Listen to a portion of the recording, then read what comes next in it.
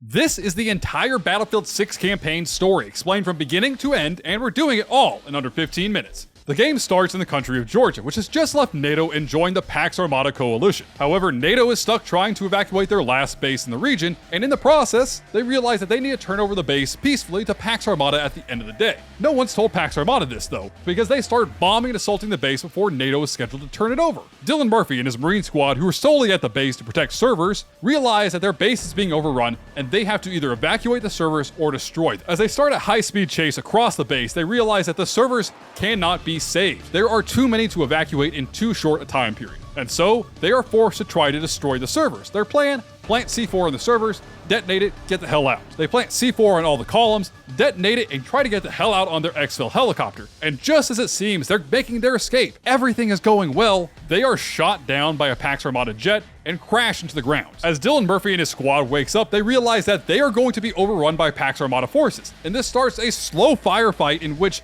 they're trying to conserve ammo and fight off Pax Armada while waiting for some type of rescue to come. And as time goes on, members of the squad keep dying and dying and dying until it's just Dylan Murphy. When finally, as all hope seems lost, a friendly helicopter shows up, guns down all the Pax Armada troops, and gets Dylan Murphy and his dead squad mates out of there. We then jump forward many months to the current day. Dagger 1-3 are breaking into a woman's house, who's revealed to be their CIA handler, Agent Mills. And they are pissed as they begin rehashing the details of their previous missions in Gibraltar, as it's revealed that Pax Armada troops are on the way to CIA Agent Mills' house. We then jump to the Rock. The Rock of Gibraltar under assault by Pax Armada forces who have somewhat taken control of Gibraltar as a whole, and Dagger 1-3 is sent to liberate it. The fresh squad, assembled under the command of CIA Agent Mills, has been split into two squads. Gecko and Has Carter drop in on top of the Rock. Their sole job is to take out radar equipment Pax is using to block air support in Gibraltar and destroy the radars, opens up a path for bombing runs ahead of the main beach assault. And as the last radar is destroyed,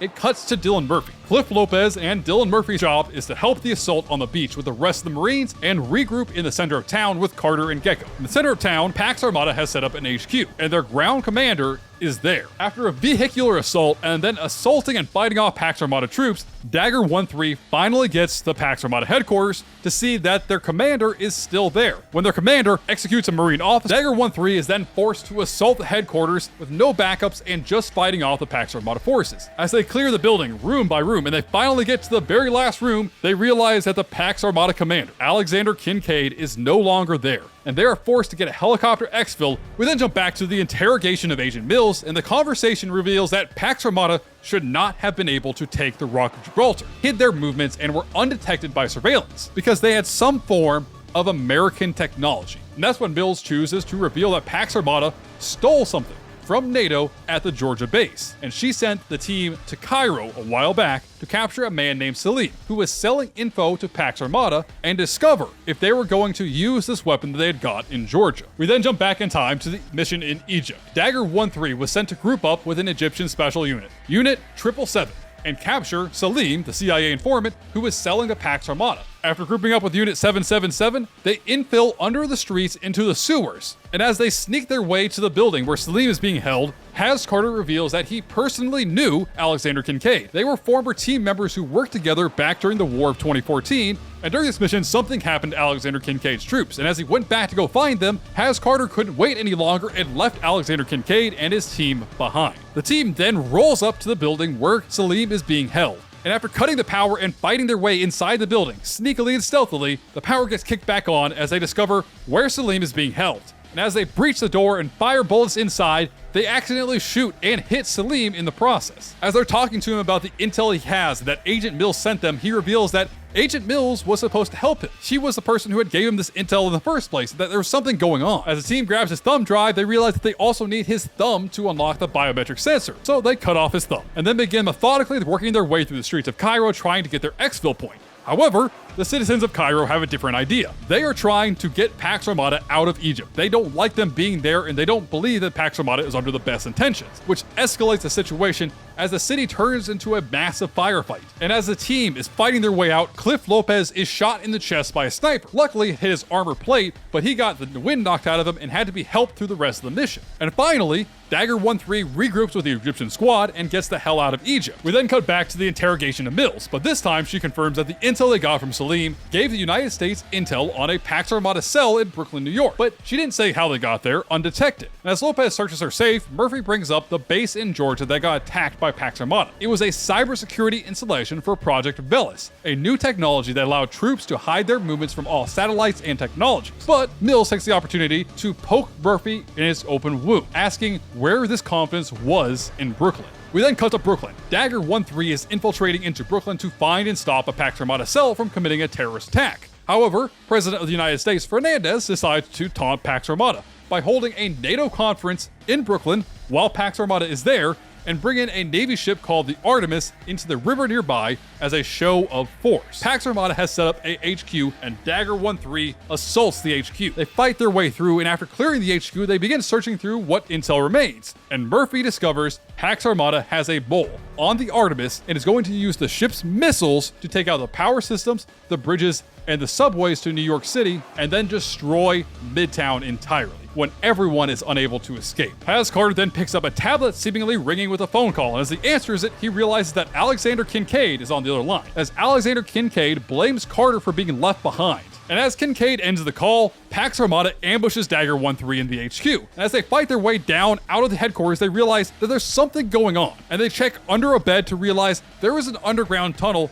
dug straight into the subway. And as they get into the subway, they see Pax Armada has armored a subway train and has transmitting devices on top of it. Their goal is to get the train close enough to the Artemis to transmit the codes to launch all the missiles and destroy Brooklyn. Dagger 1-3 steals a Pax Armada vehicle and then begins chasing down the train in the subway until eventually they are crashed into the wall by Pax Armada's military troops. They then have to fight their way to the surface and get to a Little Bird helicopter and try to find a way to stop the subway train. But they realize the only place and the only opportunity to stop the train is to destroy the bridge as the train is passing through it. As Dagger 1-3 calls in a missile strike on their own bridge as the train crashes in a massive fireball explosion. However, Has Carter and Dylan Murphy still have to go through the wreckage to find out if the transmitters survived, because if they did, that is a massive problem. As Dylan Murphy and Has Carter fight their way through the bridge, they get separated by crashing debris, and Has Carter is forced to go on by himself. And as he discovers the transmitters, he tries everything before eventually destroying them,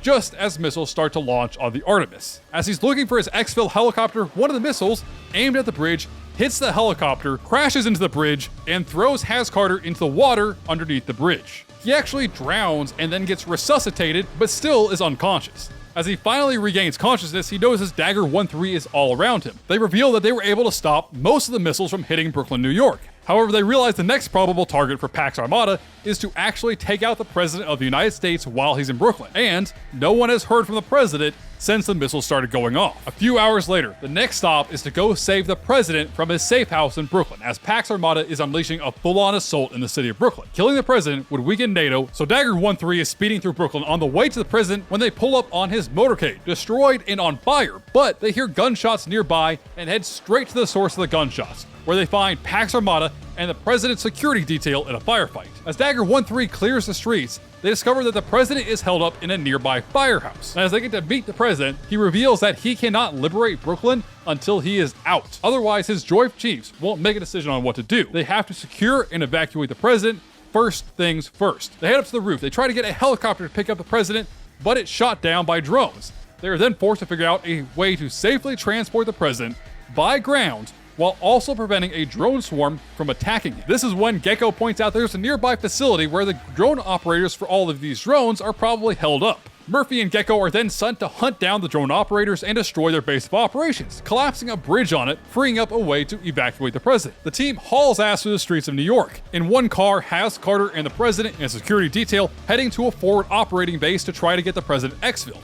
In the second car, the rest of Dagger 1-3, when suddenly the ground in front of the second car explodes and throws Dagger 1-3 underground into the subway system. They wake up and have to fight their way through the subway system and get back up onto the surface and then fight their way to the forward operating base. And once they get there, they realize the President has still not been evacuated and they have to defend the forward operating base from Pax Armada. The President's evac finally arrives, 2 small boats, and as it arrives, Kincaid actually shows up in person and shoots and destroys the President's first evac boat, forcing the team to put the President on the second exfil boat as Has and Murphy hunt down Kincaid, mere meters away. They then split up to find Kincaid when he ambushes and starts beating Murphy. Carter shows up to save him, but it quickly flips when a secondary Pax Armada soldier shows up, ambushes Haz, and Kincaid and Haz begin fighting. This is when Kincaid stabs Carter in the chest and in the shoulder before leaving him and Murphy behind, telling Murphy he's not worth much in the eyes of the CIA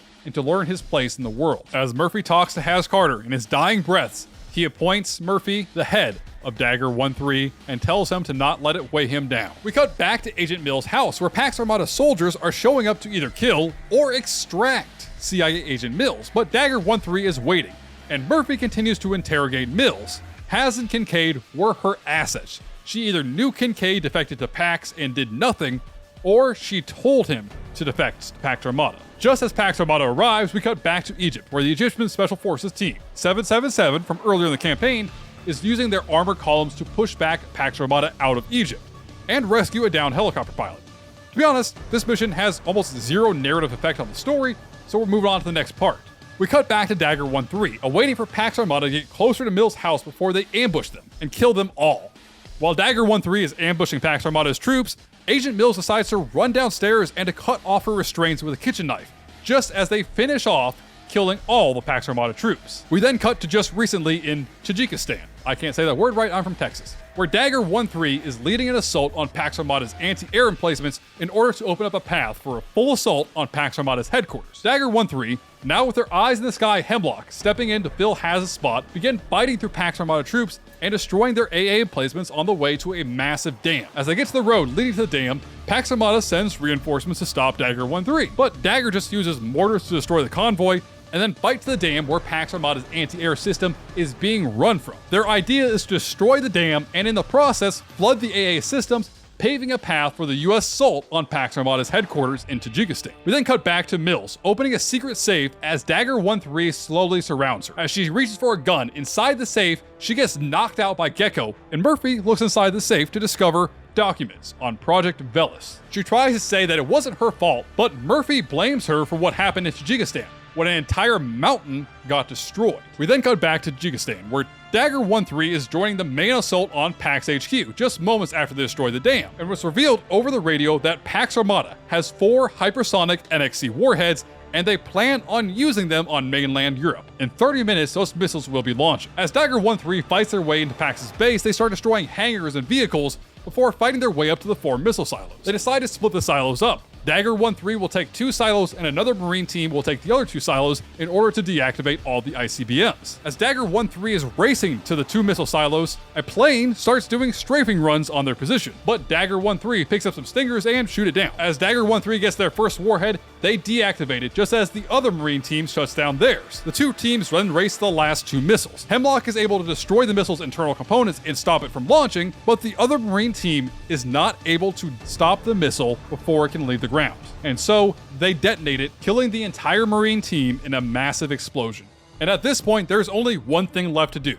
Find Kincaid. Dagger 1-3 makes a mad dash for the control room where Kincaid is held up. And as they fight their way through the building, they burst the doors into Kincaid's room and kill his 2 guards, shooting him in the leg so he can't escape. And as they prepare to arrest him, he reveals that he was Agent Mills' CIA asset, and Pax Armada was created by the CIA to be a villain that NATO could fight against. When Mills cuts in on the radio telling Dagger 1-3 to just kill him, he says he stopped listening to the CIA, like Murphy should do right now and use logic. As he notices Hemlock enter the room, he reaches for his pistol before Hemlock guns him down and confirms to Mills that he is dead. The second they confirm his death, NATO starts bombing the base with them still inside. They rush out and are able to get to a helicopter to escape, and they realize that their comms have been cut off entirely. The entire base is leveled by bombs and missiles as they slowly leave. We then cut back to Dagger 1-3, hauling Pax Armada's bodies into Agent Mills' house and talking to Mills, when she reveals she was not working alone. This was a sanctioned job by the CIA, the US government, private military backers, and a handful of other people. Everyone was all in on this before it got out of control. Agent Mills starts begging to be let free so she can go try to bring Pax back under control, but Dagger 1-3 is split between 2 options: arresting her or killing her. Murphy kicks everyone out of the building except for himself and Mills, and as she keeps trying to negotiate with him, he tells her there's nothing left to say. and then shoots her. And if you want to know everything that happened before the Battlefield 6 campaign, click on this video right here. Subscribe down below for all of your information on Battlefield, and until next time, I am IceBurgz. Stay frosty.